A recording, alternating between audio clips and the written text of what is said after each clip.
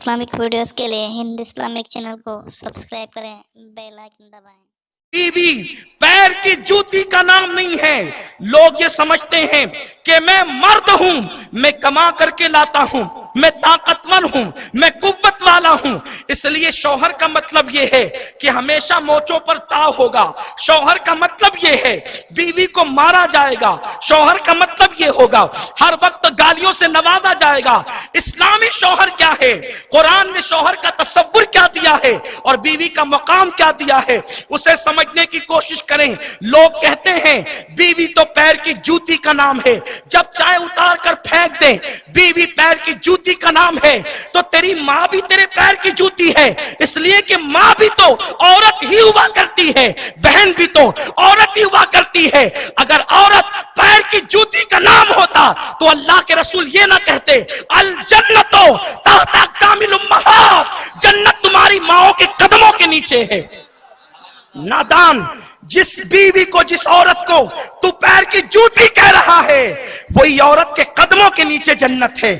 اسلام میں عورت کا تصور کیا ہے؟ اسلام میں عورت کا مقام کیا ہے؟ بیٹی پیدا ہوئی ہے، میرے رسول فرماتے ہیں جس کے یہاں بیٹی پیدا ہو اور وہ خوشی کرے، اللہ اس باپ کو جنتی قرار دیتا ہے۔ اور اس کے بعد نیک بیوی جو ہے وہ شوہر کے لیے جنت ہے۔ اللہ اکبر۔ اسلام کا تصور کیا عورتوں کے بارے میں؟ عورتوں پہ ظلم کرنے والوں، اگر تم سچے مسلمان ہو، اگر تم قرآن کی تعلیم پہ ایمان لائے ہو، تو بیٹی پیدا ہو تو ماں باپ کو جنتی بناتی ہے۔ دلہن بن کے شوہر کے یہاں جائے تو شوہر کو جنتی بناتی ہے، اور جب وہ ماں بن جاتی ہے اللہ جنت سمیٹ کر اس کے قدموں میں رکھ دیتا ہے۔ الجنت تحت اقدام الامہات۔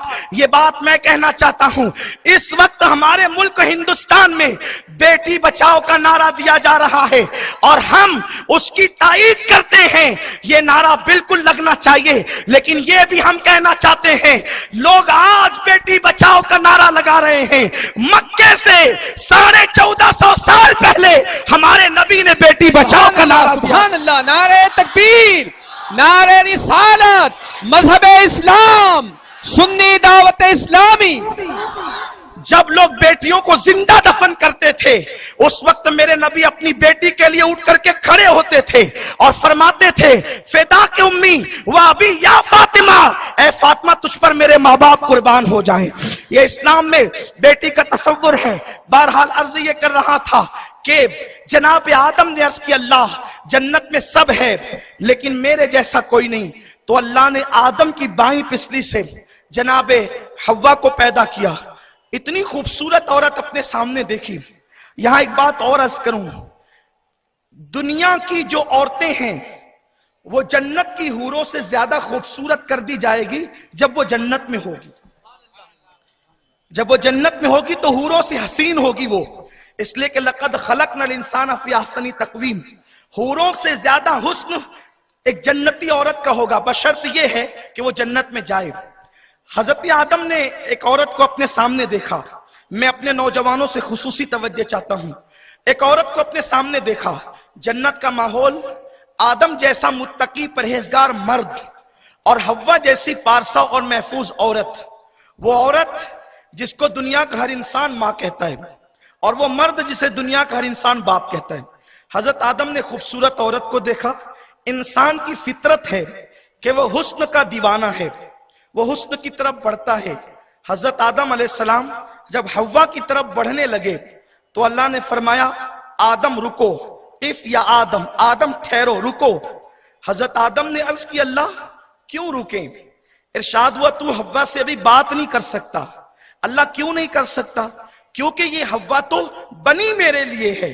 ارشاد ہوا آدم بنی تیرے لیے ہے لیکن ابھی اس کے ساتھ تیرا نکاح نہیں ہوا، نکاح سے پہلے تو حوا سے بات نہیں کر سکتا۔ آپ مجھے بتائیں کہ آدم جیسا نیک بندہ، حوا جیسی نیک عورت، فرشتوں کا جمگٹا، جنت کا ماحول جس کے بارے میں قرآن کہتا ہے الا قیلا سلاما سلاما، وہاں سلامتی کے سوا کچھ اور نہیں ہے، وہاں شر نہیں ہے، خیر ہی خیر ہے۔ آدم جیسا نیک، حوا جیسی نیک، جنت کا ماحول، اور وہ آدم کے لیے پیدا ہوئی، دوسرا کوئی مرد تو تھا نہیں۔ جس کے لیے وہ پیدا ہوتی تھی آدم کے لیے، تھی آدم کی پسلی سے، لیکن جب حضرت آدم نے بات کرنا چاہا تو جناب آدم کو اللہ نے روک دیا۔ اب آپ مجھے بتائیں کہ جب آدم جیسا مرد نیک ہو، حوا جیسی پرہیزگار عورت ہو، جنت کا ماحول ہو، اگر شادی سے پہلے وہ دونوں بات کرنا چاہیں تو اللہ انہیں بات کرنے نہیں دیتا۔ جب اللہ آدم و حوا کو شادی سے پہلے ایک دوسرے سے کانٹیکٹ کی، بات چیت کی اجازت نہیں دیتا، تو آج تمہیں کس نے اجازت دی ہے کہ تم اپنی منگیتر کو بائک پر لے کر پھرو، تم اپنی منگیتر کے ساتھ بازو سے بازو لگا کر کے تصویریں نکلواؤ، تم اپنی منگیتر کے ساتھ رات کے 2-3 بجے فون پر گفتگو کرو؟ آپ کو یہ خیال لگتا ہے کہ یہ تعلیمات دقیانوسی ہے؟ یہ دقیانوسی تعلیمات نہیں ہے، اس لیے کہ یہ اسلام کا قانون ہے، اور اسلام کا قانون ہر دور کے لیے ہے، ہر عصر کے لیے ہے، ہر زمانے کے لیے ہے۔ جب جب اس پہ عمل ہوگا، اس کی حکمتیں، اس کے کہ قانون اللہ نے بنایا ہے، اور اللہ بہتر جانتا ہے کہ اس دور کے تقاضے کیا ہیں۔ تو جناب آدم کو اللہ نے روکا۔ ہم لوگ آج منگیتر سے جو بات چیت کرتے ہیں دیر تک کے، ہوتا یہ ہے، ہمارے بڑے بوڑھے موجود ہیں، شادی سے پہلے جو محبت پیدا ہوتی ہے وہ شادی کے بعد ٹوٹ جاتی ہے، کیونکہ شادی کے بعد ایک کوئی نئی چیز بندے کو ملتی ہے، نیا کیف، نیا سرور، جو ہے وہ وصل کی لذتیں، ہجر کے لمحات کے اختتامات، گویا کہ وہ رات انسان کی زندگی کی سب سے حسین رات ہوتی ہے۔ اب جب انسان ہر نئی چیز لذیذ ہوتی ہے، پہلے ہی بات کر چکا ہے، پہلے ہی بائک پہ لے کے گھوم چکا ہے، پہلے ہی پارکوں میں لے جا چکا ہے، اور وہ سب کچھ حاصل کر چکا ہے جو ایک بیوی سے ملتا ہے، تو جب شادی کے بعد اس کو کچھ نیا نہیں ملے گا تو اس کے اور اس کے درمیان اختلاف پیدا ہوگا، اور یہی چیزیں کبھی کبھی جو ہے وہ طلاق کا ذریعہ بن جاتی ہے۔ اور ایک لڑکا سوچتا ہے کہ میں تو اس سے اتنی باتیں میں نے کی ہے، اور جب وہ میرے ساتھ ایسی ہے تو دوسروں کے ساتھ کیسی ہوگی۔ اور اسلام جو ہے بیوی کو ٹیشو کا درجہ نہیں دیتا۔ ہم نکاح کرتے ہیں، اسلام میں قانون یہ ہے، اگر کوئی اس شرط کے ساتھ نکاح کرے کہ میں 1 سال تک کے لیے نکاح کرتا ہوں، نکاح ہوگا ہی نہیں۔ میں 5 سال کے لیے نکاح کرتا ہوں، نکاح ہوگا ہی نہیں۔ نکاح کے لیے اسلام کا قانون یہ ہے کہ جب تک کہ یہ نہ ہو کہ میں زندگی بھر تک اسے رکھوں گا، اس وقت تک کہ نکاح ہو ہی نہیں سکتا۔ یعنی نکاح کا مطلب یہ ہے زندگی بھر تک کسی کے ساتھ نبھانے کا معاملہ ہو، اور ساتھ نبھانا بھی کیسا؟ ایسے نہیں جیسے 2 فرینڈ اور گرل ساتھ نبھاتے ہیں کہ صبح کو ملے اور شام کو جدا ہو گئے، نہیں۔ کس طرح ساتھ نبھایا جائے گا؟ تو اللہ ارشاد فرماتا ہے ہننا لباس لکم وانتم لباس لہن۔ اس انداز سے ساتھ نبھایا جائے گا کہ شوہر بیوی کا لباس ہے، بیوی شوہر کا لباس ہے۔ جتنے عیب شوہر اپنی بیوی میں دیکھے گا وہ سب چھپائے گا، کسی سے بیان نہیں کرے گا، اور بیوی جتنے عیب اپنے شوہر کے دیکھے گی وہ سب چھپائے گی، کسی سے بیان نہیں کرے گی۔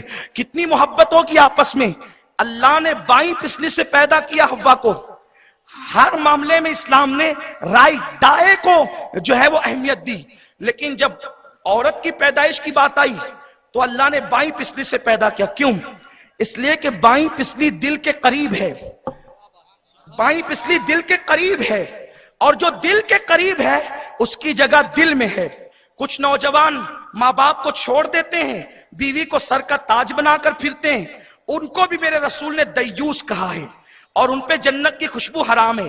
اور کچھ لوگ بیوی کو پیر کی جوتی سمجھتے ہیں، ان کو بھی میرے رسول نے جو ہے وہ اللہ کی نگاہ رحمت سے محروم کہا ہے۔ بیوی نہ سر کے تاج کا نام ہے کہ آپ ہر معاملے میں جی حضوری کریں، اور نہ پیر کی جوتی کا نام ہے کہ آپ ہر وقت اسے کچلتے رہیں۔ وہ دل کی پسلی کے قریب سے پیدا ہوئی ہے، وہ دل میں رکھنے کی چیز ہے۔ اسی لیے ماں باپ کا رشتہ بڑا قیمتی ہے، لیکن سب سے زیادہ قریب شوہر کے بیوی رہا کرتی ہے۔ میرے آقا صلی اللہ علیہ وسلم کے دیوانوں، اسلام عورت کو ٹیشو کا درجہ نہیں دیتا۔ یہ ٹیشو نہیں ہے پسینہ پوچھ کر پھینک دیں، استعمال کر کے پھینک دیں۔ اسلام میں بیوی کی شان کیا ہے آپ دیکھیں۔ جب تک بیوی زندہ رہے گی ہم اس سے محبت کرتے ہیں، جب وہ انتقال کر جائے گی تو بھی اس کو بھلانے کی اجازت نہیں ہے۔ آپ سیرت رسول میں دیکھیں، اللہ کے حبیب علیہ الصلوۃ والتسلیم کی سب سے پہلی بیوی 25 سال کی عمر میں اللہ کے نبی صلی اللہ علیہ وسلم نے جن کے ساتھ نکاح کیا تھا، ان کا نام ہے، اس معتبر مبارک مقدس عظمت والی خاتون کا نام ہے سیدہ خدیجۃ الکبریٰ رضی اللہ تعالیٰ عنہا۔ یہ وہ خوش نصیب عورت ہے کہ 25 سال کی عمر میں اللہ کے حبیب علیہ السلام نے 2 مرتبہ بیوہ ہونے والی اس خاتون کے ساتھ نکاح فرمایا تھا، اور اس عورت کی، اس ہماری مقدس ماں کی عمر اس وقت تو 40 سال کی تھی اور حضور علیہ السلام کی عمر 25 سال کی تھی۔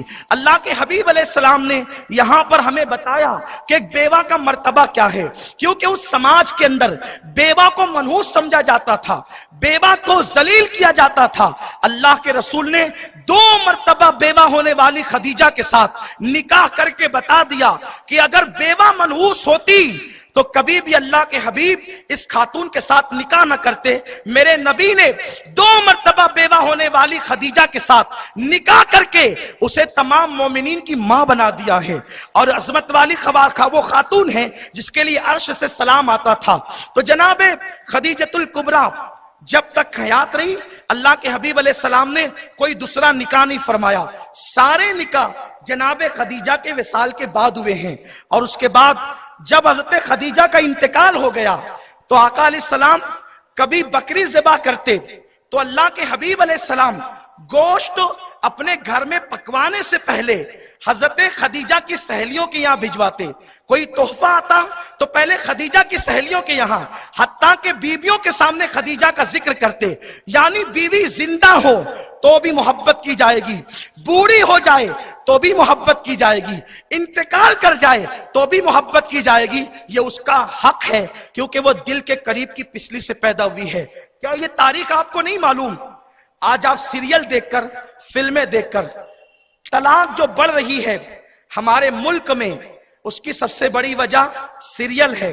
آج کل پاکستانی سیریلوں کے نام سے ہمارے سماج میں کچھ کہانیاں چل رہی ہے، اور اس کے بارے میں یہ ہے کہ یہ گھریلو کہانیاں ہیں۔ اس میں شادی شدہ لوگوں کو افیئر کرتے ہوئے بتایا جاتا ہے، پھر شکوک و شبہات ہوتے ہیں، پھر طلاق واقع ہو جاتی ہے۔ ہم کہتے ہیں سیریل کسی ملک سے چلے، اگر وہ سماج میں بگاڑ پیدا کرے ہم اس پہ لعنت کرتے ہیں۔ ہمارا تعلق مذہب اسلام سے کسی ملک سے نہیں ہے، اور ہم ہندوستان والے کسی ملک سے تہذیب سیکھنے کے روادار نہیں ہے، کیونکہ ہمارا ملک ہندوستان یہ وہ ملک ہے کہ حضرت آدم کو جب زمین پہ اتارا گیا تو سب سے پہلے آدم ہندوستان تشریف لائے ہیں۔ یہ زمین آدم علیہ السلام کی زمین ہے، یہ زمین جناب خواجہ کی زمین ہے، یہ زمین داتا کی زمین ہے۔ اللہ کے رسول علیہ السلام نے ہندوستان کی زمین سے محبت کی ہے، یہاں کے عطر کی تعریف کی، یہاں کی جڑی بوٹیوں کی تعریف کی، یہاں کی چمکتی تلواروں کی تعریف کی، اور ایک دن تو رسول اللہ نے فرمایا کہ مجھے ہندوستان سے اپنے غلاموں کی خوشبو آتی ہے۔ اسی لیے ڈاکٹر اقبال کہتے ہیں میرے عرب کو آئی ٹھنڈی ہوا جہاں سے، میرا وطن وہی ہے، میرا وطن وہی ہے۔ ہم ہندوستانی ہونے پر اتنا ہی فخر کرتے ہیں جتنا ہم مسلمان ہونے پہ فخر کرتے ہیں۔ سبحان اللہ۔ اس کی وجہ یہ ہے کہ ہندوستانی ہونا بھی یہ ہمارا اہل بیت سے جڑنے کے مترادف ہے، کیونکہ جس سینے کے اندر خواجہ غریب نواز سو رہے ہو اس سینے سے محبت کرنا یہ ہمارے مذہب کا سبحان اللہ۔ نعرہ رسالت، نعرہ رسالت، خواجہ کا ہندوستان، سنی دعوت اسلامی۔ سبحان اللہ، سبحان اللہ۔ یہی وجہ ہے کہ صوفیوں کے ماننے والے کبھی مذہب کے خلاف نہیں گئے۔ بات آئیے تو صرف اشارہ کر کے گزروں گا، میرا عنوان وہ نہیں ہے۔ اولیاء کے ماننے والے کسی دور میں مذہب کے خلاف نہیں گئے۔ 1857 میں سب سے پہلے انگریزوں کے خلاف دلی کی جامع مسجد سے اگر کسی نے جہاد کا فتویٰ دیا تھا اور ہندوستان کو بچانے کا شعور دیا تھا تو سلسلہ چشتیہ کا وہ سپوت تھا، اور سلسلہ چشتیہ کا وہ پیر طریقت تھا جس کو دنیا فضلیہ خیر آبادی کے نام سے جانتی ہے۔ الحمدللہ۔ تو عرض یہ کر رہا تھا کہ ہندوستان کی سرزمین پر حضرت آدم علیہ السلام سب سے پہلے تشریف لائے. تو یہ جو سیریل ہے غیر ملکی سیریل، اس پہ پابندی لگنی چاہیے. ایک دوسرا یہ کہ فلموں کے اندر ہر فلم کا عنوان یہ ہے کہ جب کوئی لڑکا کالج جاتا ہے یا لڑکی، تو لڑکا لڑکی کالج جانے کے بعد افیئر کرتے ہیں، اس کے بعد پھر وہ ایک دوسرے کو لے کر بھاگنے کا پلان بناتے ہیں، اور اس کے بعد پھر وہ ماں باپ کو چھوڑ کر نکل جاتے ہیں. دیکھو انسان کی فطرت ہے، وہ جو دیکھتا ہے وہ کرتا ہے. اگر ان فلموں پر پابندی لگے یا کم سے کم اس کا عنوان چینج ہو، اگر پابندی نہیں لگ سکتی تو کم سے کم اس کا عنوان چینج کیا جائے. کیونکہ ماں باپ سے، سماج سے بغاوت اور افیئر کے معاملات عام طور پہ یا تو لوگ سیریل میں دیکھتے ہیں یا فلموں میں دیکھتے ہیں، پھر اس کے بعد دوسرے ذرائع الگ ہیں. ہم نے نہ کبھی اس کی تائید کی ہے اور نہ آج ہم فلموں کی تائید کرنے کے لیے کھڑے ہوئے ہیں. تو میرے آقا صلی اللہ علیہ وسلم کے پیارے دیوانوں، یہ جو شادی سے پہلے کے تعلقات ہیں یہ طلاق کے ذرائع پیدا کرتے ہیں، اور مذہب یہ کہتا ہے کہ شادی کے بعد تعلق قائم ہونے چاہیے تاکہ محبت اخیر تک رہے. کیونکہ مرنے کے بعد بھی ہم بیویوں کو یاد رکھتے ہیں. کیا یہ تاریخ تمہیں یاد نہیں کہ اسی ہندوستان میں جو تاج محل بنا ہے وہ کسی بیوی ہی کی تو یادگار میں بنا ہے، اور ممتاز کی حیات میں نہیں بلکہ اس کے انتقال کے بعد بنا ہے. پتہ چلا کہ اسلام میں میاں بیوی کا تعلق کتنا حسین ہے کہ جب بیوی زندہ رہتی ہے تو ہم بیوی کے رخسار کے تل پر سمرقند اور بخارا جیسے شہر بساتے ہیں. یہ سمرقند اور بخارا جیسے شہر کیا ہے؟ یہ بیوی کے رخسار کے تل پر ایک بادشاہ نے 2 شہر بسائے ہیں. جب بیوی زندہ ہو تو ہم بیویوں کے نام پہ شہر بساتے ہیں، اور جب مر جائے تو ہم تاج محل بناتے ہیں. زندہ ہو تو ہم شہر بساتے ہیں، مر جائے تو تاج محل بناتے ہیں. اور ایک خاص بات سن لیں، یہ کعبہ اور مکہ کیا ہے؟ یہ بھی ایک میاں بیوی کی محبت کی داستان ہے. یہ میاں بیوی کی محبت کی داستان ہے کعبہ اور مکہ. اگر شوہر بیوی کا وفادار ہو جائے تو سمرقند اور بخارا جیسے شہر بنتے ہیں اور تاج محل جیسی عمارت بنتی ہے. اور بیوی اگر شوہر کی وفادار ہو جائے تو مکہ جیسا شہر بستا ہے اور کعبہ جیسی عمارت بنتی ہے. یہ مکہ بسا کیوں ہے؟ ایک ابراہیم خلیل کی وفادار بیوی ہاجرہ اس ریگستان میں جا کے بیٹھ گئی تو اللہ نے اسے آباد کر دیا، اور پھر اس کے بعد ہی کعبۃ اللہ بنا ہے. یہ بھی تو ایک چیز ہے. ہمارے مذہب کی تعلیم یہ ہے. اسلام میں عورت کو یہ مقام حاصل ہے کہ سورہ نور کے اندر اس کی تفسیر میں یہ باتیں آتی ہے کہ شوہر بلا وجہ اپنی بیوی کا نام لے کر نہیں پکارتا.